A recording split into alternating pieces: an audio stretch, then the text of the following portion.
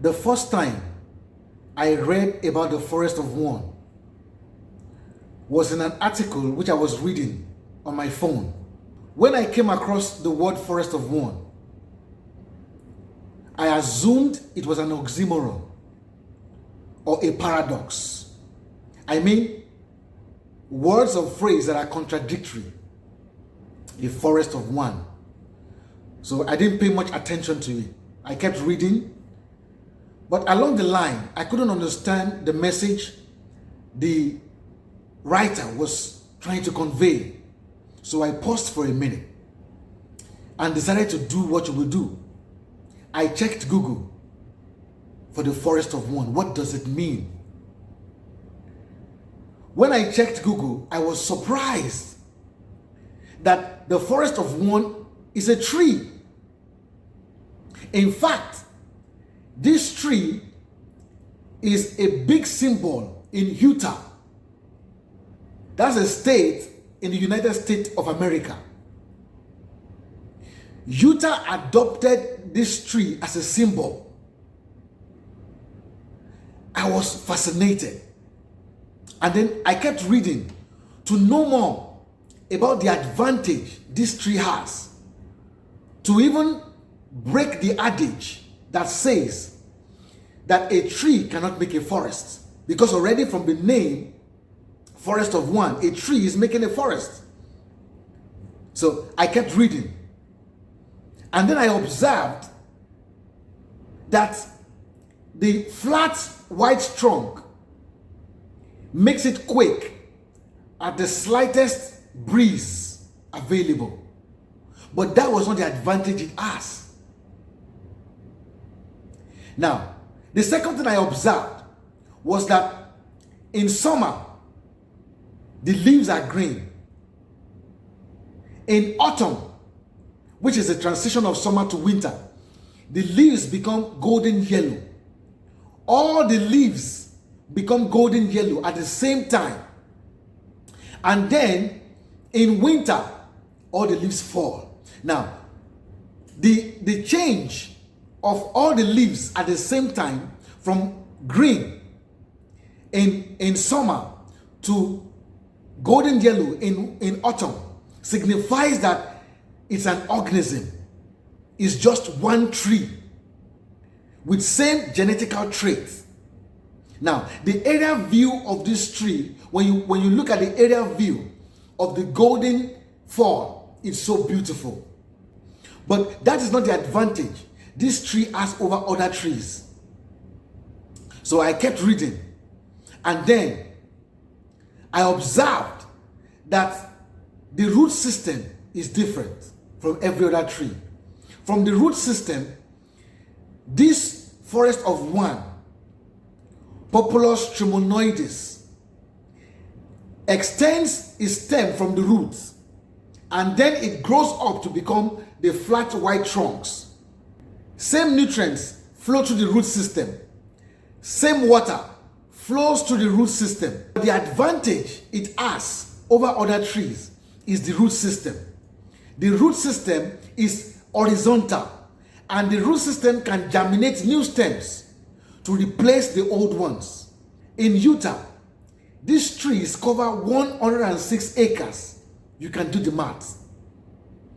It's so large that it's able to form a forest of one. And that makes me realize that this is actually one of the principles in economics, comparative advantage. This tree has a comparative advantage which it uses to build itself over others, and is able to shade away other trees from its surrounding, so much so that it can cover 106 acres of land. That's a massive forest. So countries also have comparative advantage. What is a comparative advantage? A comparative advantage is an economic concept which explains how countries, companies, or individuals can benefit from trade by specializing in the production of goods and services. for which they have lower opportunity costs. So I ask you, what is your comparative advantage? What skill are you specialized in? What do you know how to do best? Even your challenges, they are not your problem. Whatever challenges you are facing right now is not even your problem. Your real issue is that you don't have a specialization. You don't have a skill you are specialized in. If you don't have an area of specialization, then it's impossible for you to trade. It's impossible for you to be in the marketplace. It's impossible for companies to be recognized. It's impossible for companies to be in cash flow, because you need something you can trade for something else in the marketplace. So specialization is focusing on a particular activity or skill to become more efficient and productive. You must be specialized in something, at least in one thing. And with time, you can add another layer of skill. With time, you can add another layer of specialization. But if you don't understand the process by which you have specialized yourself in one area, then it's impossible or almost impossible for you to be able to replicate it. That is why the process of your journey to success is important. Scientists don't joke with record, because in the record, that is the only way they can know and observe the growth or change in their experiment. The same thing applies to you and I. We must enjoy the process of working towards progress.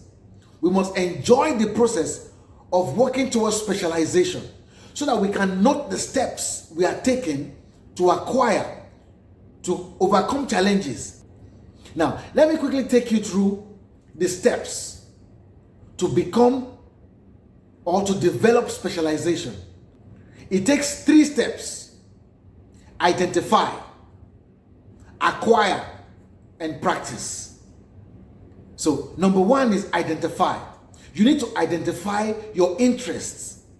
You need to identify your strength, and also identify other people's interests.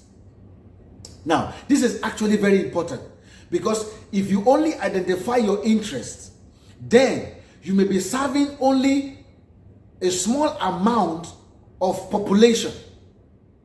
And in the business world, number is key.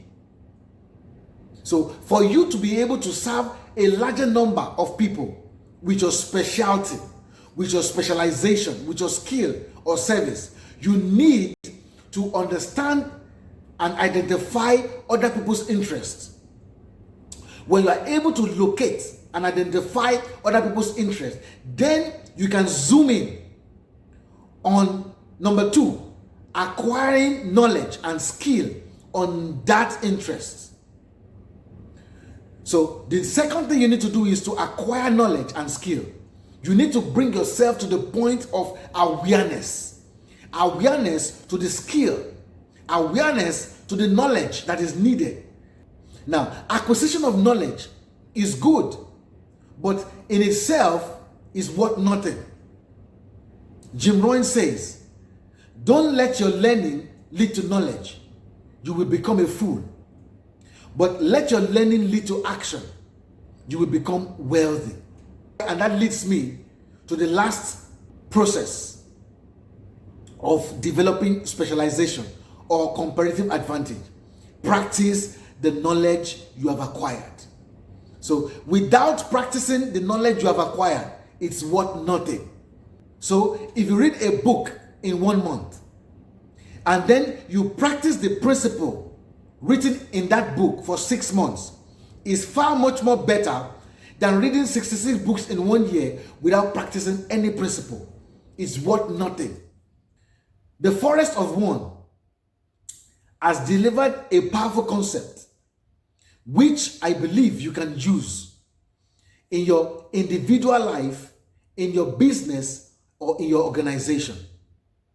This one organism is able to perpetuate itself on a 106 acres in Utah in the United States of America. You too can become the forest of one by adding skills to your feathers, becoming more efficient and productive in a skill. And when you have added a skill to your feather, you can add another one and add another layer, and then you become much more relevant and stay relevant in the marketplace. I believe you have been blessed by this message. Until I see you again, keep focusing on the bright side of life.